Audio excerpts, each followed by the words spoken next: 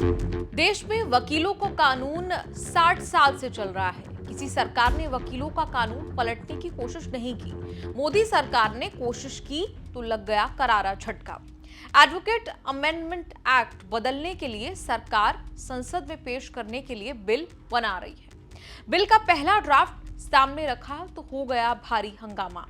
पता नहीं सरकार का इरादा ही ऐसा था या माहौल भांपने के लिए सरकार ने वकीलों के लिए इतना बड़ा ड्राफ्ट बिल बनाया था। एडवोकेट अमेंडमेंट बिल का पहला ड्राफ्ट ही सरकार को भारी पड़ गया।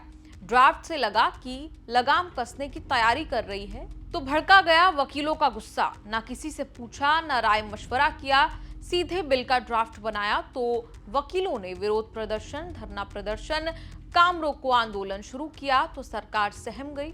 माहौल गर्म होता सरकार ने बैकफुट आई, बिल का ड्राफ्ट रोल बैक कर लिया। 13 फरवरी को सरकार ने लोगों की राय जानने के लिए पब्लिक डोमेन में बिल का ड्राफ्ट ऑनलाइन अपलोड किया था। 28 फरवरी तक राय मांगी गई थी।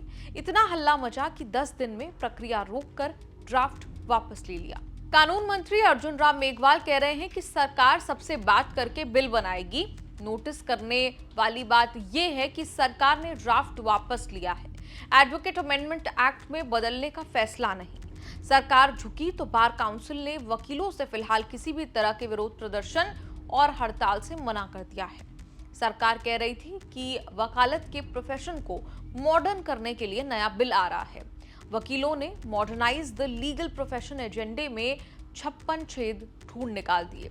मोदी सरकार में आमतौर पर ऐसा होता है कि सरकार कोई कानून बदलने की सोच ले और फिर रोल बैक कर ले। ऐसा शायद ही होता है। इससे पहले पिछले साल ब्रॉडकास्ट बिल में भी जरूर पीछे कदम खींचने पड़े थे।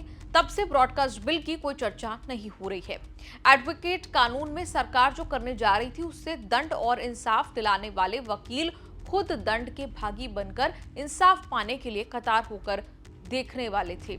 बिल में वकीलों के लिए बड़े खतरनाक नियम बन रहे थे। केस हारने पर वकील पर केस चलाने की इजाजत मिलने वाली थी। क्लाइंट को अधिकार मिल जाते कि केस हारने पर वकील से आर्थिक हर्जाना मांग सके। कोर्ट के अदालत के काम में बाधा डालने पर वकीलों के खिलाफ इतनी कड़ी कार्रवाई की सिफारिश की वकालत का लाइसेंस भी चला जाता। सरकार ने ड्राफ्ट वापस लिया है। ये कंफर्म नहीं है कि सरकार बिल लाएगी तो उसमें ये सब होगा या हटा दिया जाएगा। सरकार नियम बना रही थी कि वो चाहे तो बार काउंसिल को आदेश दे सकती है।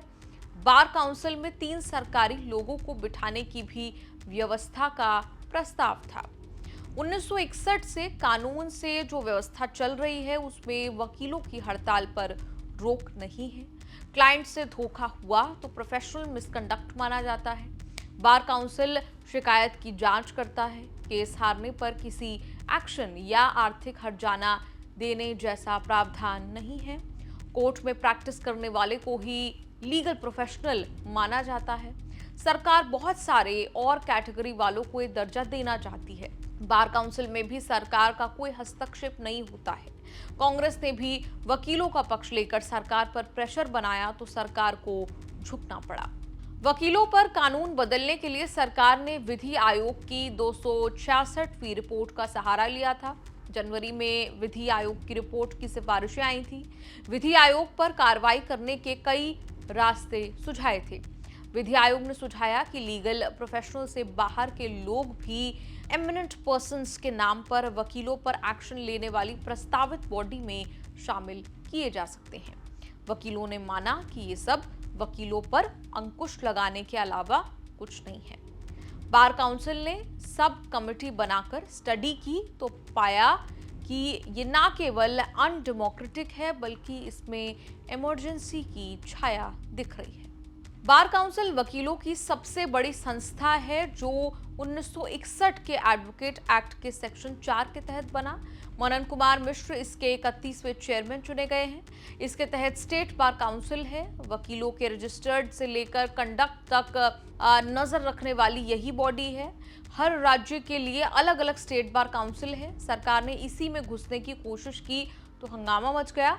कपिल सिब्बल भी वकीलों की एक और body supreme court bar association के चेयरमैन चुनाव जीतकर बने, लेकिन बार काउंसिल कहीं ज्यादा पावरफुल है।